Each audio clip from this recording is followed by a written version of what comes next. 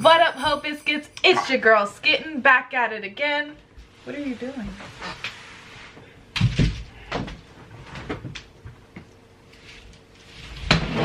No. I don't know what you thought was going to happen.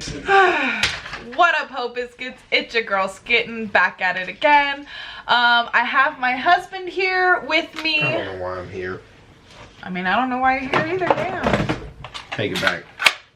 You know it was loaded, did you? I actually thought it wasn't, so that would have hurt. that would have actually hurt. A lot. We are here for Salmonella! You better fucking respect it. Can you not threaten my people, please? Sorry, I put the gun down. Thank you. Let's do it. I enjoyed the last one that we did. I'm ready. We haven't done Salmonella in so long.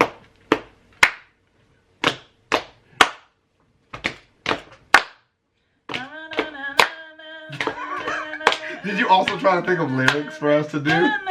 You got mud on your face, you big disgrace.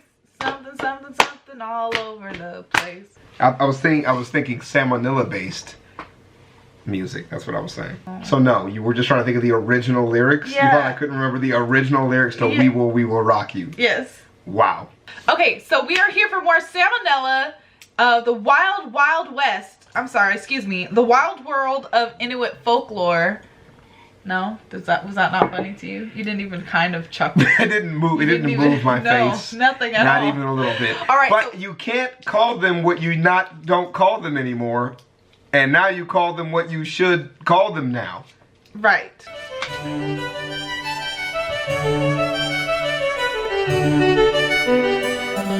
Hey kids, from clubbing seals to inventing new compound nouns for snow, nobody knows how to kick it quite like the Inuit. Of course, if you're a close-minded tree dweller like me, you might initially think that they can't be that good at storytelling, given that they only know about like 6 things. But that's not true. They've actually got an incredibly complex and fascinating oral tradition. You could ask one about it, there's plenty of these guys around today. True, and you could also play that video game about it with the little dog that gallops around. Yes. That's what the whole game is about, and it's fascinating. Super cute. They've got Jesus and microwaves and shit, and that's boring. We want to talk about the stuff from before missionaries came and sent their miserable way of life to a farm upstate. So instead, let a 20-year-old college kid who's never lived outside of Delaware tell you all about it. Wait. What? Salmonella is only 20? How old did you think he was? Wait. Salmonella is younger than me? Stop. I thought Salmonella was like in his 30s. Why did you think he was in his 30s? I don't know. Are you serious? He can't even go get a beer. Who the fuck wants to drink beer? He's not missing out on anything. He can't go get a cocktail. Nobody gives a fuck about cock. He can't. Tails. He can't even gamble. If he came to Vegas right now, we couldn't take him anywhere. I would take you somewhere. Where? He can't go anywhere. I'll take you to the arcade. Circus Olay, nigga. Yeah, I'll take you to Circus. You don't want to go. The Adventure Dome. There's nothing for you here till next year. 20-year-old college kid who's never lived outside of Delaware tell you all about it. Obvious disclaimer, Inuits are super diverse. Calling a caribou Inuit a copper Inuit is like calling a copper caribou a caribou caribou. Sure, they both look the same from far away, but when a thunderstorm hits, you better know which one to hide under. As such, while most of the following can be applied in broad terms to most Inuits, the little details come from a variety of subcultures that don't necessarily represent the whole. He's doing this because his fan base actually is kind of toxic. I feel it. Yeah, which is something that everybody deals with when they talk about Salmonella. My anime fans. I called a guy actually copy and paste some shit from Wikipedia, and that's when I decided I'm never reading the fucking comment section again. Well, you know, Google is the end-all be-all of information and never presents anything false. Faiths are centered around bringing people together and inspiring them with stories and images of the divine, so as to give them a wider sense of purpose here on Earth. That's all well and good, but that whole search for greater meaning thing only really comes into play once your original purpose of making sure you don't die is pretty much figured out. Not so for the Inuit. You see, it ain't so easy living in a place where plants can't grow and being naked for an hour means certain death. As such, their beliefs were a little more practical, being more so geared towards fostering the paranoid levels of fear required to survive in such a hostile environment. For example, the Inuit believed that everyone has a sort of life force or soul, what they called a nella, and like plenty of religions, they believed it lived on after death and could meddle in the world of mortals. But while most cultures regard animals as being spiritually inferior meat puppets, to the Inuits, a creature's soul is just as powerful and vengeful as that of a person. And like I said, up there in the Arctic, not much greenery in the scenery, so they basically had no choice but to devour nothing but souls every single day. And wouldn't you know it, souls don't much care for getting ate. So the Inuit made sure to follow a complex set of guidelines on how to placate their prey in the afterlife, lest the pissed off ghost of that Arctic tern whispers sweet nothings into a polar bear's ears and turns your whole village into a big Japanese flag by sunrise. Jesus, Sam. Oh my God. Bro, it must be sad where you live now. Aww. A few. If you kill something, make sure you eat it all. Just as an American who doesn't clean his plate doesn't get dessert, an Inuit who doesn't eat all his walrus doesn't get any more walrus. Ever. Till they starve. If you kill a polar bear, make sure to point its head towards the direction it came from so it can find its way home more easily. If you pull a seal out of the water, give him some fresh water so he's not thirsty when you bash his brain in. Also, its spirit lives in its bladder, so make sure to hold on to it until the yearly bladder festival, where everyone gets together, blows up their bladders like balloons, and throws them out to sea so they can reincarnate into new seals. These taboos aren't all just about hunting though. For some reason there's a load of them about pregnancy. Don't make fun of people's facial features or else the baby will have the same features. Don't walk backwards. Sorry, I keep pausing. My mom made fun of her friend because her friend had dimples. And dimples are technically like a genetic defect or whatever. And then like I was born and I have a single dimple, which means I have a double genetic defect. Bang, bang. Yeah. So that's what you true. get. The Inuits are right. Now I only have one dimple. I'm fucked up, okay? Don't do that shit.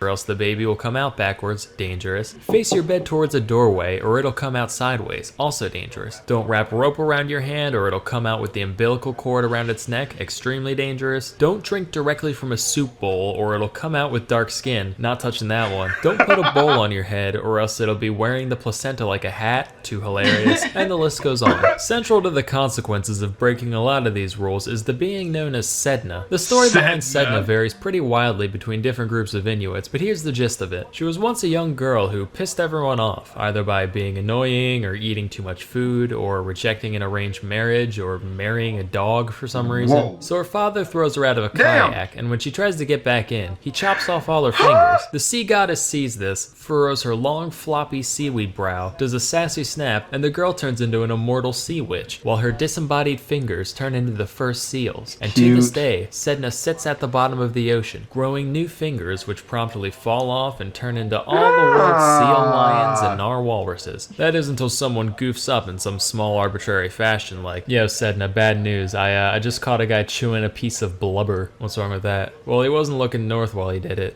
Are you fucking kidding me? In his defense, he was standing right on the pole, so he literally couldn't look anywhere but south. He could have moved! That's it! No more fingy foods for 3 moons! Another fun creation myth is how the moon and sun came to be. So long ago, there were these 2 siblings named Melina and Iningin. The 2 got along just fine as kids, but as the 2 got older, they were put into their respective genders' living areas and saw each other less and less. Then one day, Iningin got the feeling that his lower nose was in dire need of some Eskimo kisses. So that night, he snuck into the women's lodges, saw his sister, thought, I pick that one, and proceeded to do, you know, unspeakable things, technically becoming his own Eskimo brother. But it was too dark at the time for Yep. You knew the sadness was coming, and you couldn't stop it. Technically becoming his own. He's not even wrong. He's not. No. I'm upset. And we need to stop that and move on. Thank you. Melina to tell what happened. The next night, Ningin's like, "I'll fucking do it again." Only this time, Melina smears soot all over his face. So later, she goes over to the men's lodges, and who has crap all over his face? But her brother. This makes her so mad that she cuts off her own breasts with a knife, puts them in a bowl, throws them at Ningin, and says, "If you enjoy me so much, then here, eat them. Go ahead, eat my disembodied, quivering titties." She runs off into the night with a Bitch gave herself a mastectomy. and then told him to consume them.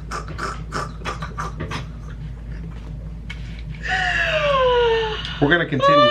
I wasn't ready for that. All right. Torch, and Iningin is really All right. remorseful or horny or something, so he chases after her with his own torch, and they end up running so fast that they took off like a plane into the sky, and Melina became the sun while Iningin became the moon. Are you fucking serious?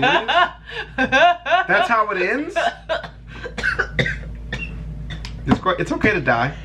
As long as you die funny, it's fine. All right. J.J. Abrams probably likes the ending to that movie. J.J. Abrams. Okay, I'm ready. I'm in it to win it. Mrs. Elder, if the sun and moon didn't exist yet, how did he do that stuff at night when there was no night? Now, some details of the story are tied into real-world phenomena. Some say that Iningin tripped and messed up his torch, which is why the moon is so dim. And the moon cycles are because he gets really skinny from chasing after her for so long. And the new moon is when he goes away for a few days to hunt seals so he can fatten back up. But here's the kicker. Okay. Nobody That's ever cute. explains what the whole lopping off her tits part was supposed to represent. That's entirely just creative liberty. Just like, yes, that's why the sun doesn't have tits. Probably for the best it doesn't. Otherwise, half the population will be blind by now. And worse, it's the half that makes up 85% of my viewer base. So you know what? Thanks for slicing and dicing them tea towels, Melina. I kinda owe you my career. But as for you, your eyes are valuable. You should treat them to something more substantial and informative. Like, say, a So, library of high-quality exclusive documentaries. Sorry, I just want to hear the rest of the sentence. why? It was satisfying. Okay, So the next time I get mad at you, just lop them I'm off, just dude. gonna chop off my titty. Dude, look at this. I love how fucking wrinkly and angsty the goddamn spirit looks. And it's like kind of like derpy with like dry lips and shit. What do you mean? There are no lips. It's just a Yeah, dude, it's doing the like fucking... a puckered asshole. Yeah, sure, whatever. Fucking weirdo. What is going on with the goddamn braid on the end of that mallet? Is it a scepter? Maybe it's a spine. Dude, that looks awesome. It looks like a braid of some sort. So not a spine. Nah. And I also love this guy. Why does his hair look like that? It's like nobody brushes their hair. Hair and is it's- just a complete mat. Yeah, I love it. I love it, man. This is gonna be I so also hard. like how they're all naked except for their headdresses. Right. Oh yeah. Nobody has clothes on. Nah. What the fuck you need for that? This was good. This was a triumphant return for That's Sir Salmonella. This is what I was looking for. The goddamn. Japanese blood. Wow. That's cold-blooded, I bro. can't believe he said that in real life. It's so good, dude. All right. Well, thanks for watching Salmonella with us. Oh man, I have not recovered yet from Yeah. the titties. That was really funny. That was really great. She said, if you like me so much, eat my titties then, bitch. And then she ran out. And And then she did. And then he didn't eat them. He just like So what happened to her titties? they're just on the ground. They're just in a and bowl? And they say they're quivering to this day. Deadly. Well, that was fun as fuck. Alright, well, peace out, Hope Biscuits. Don't chop off your titties. It's getting lit for the ho-ho holidays. Merry Christmas. Ho, ho,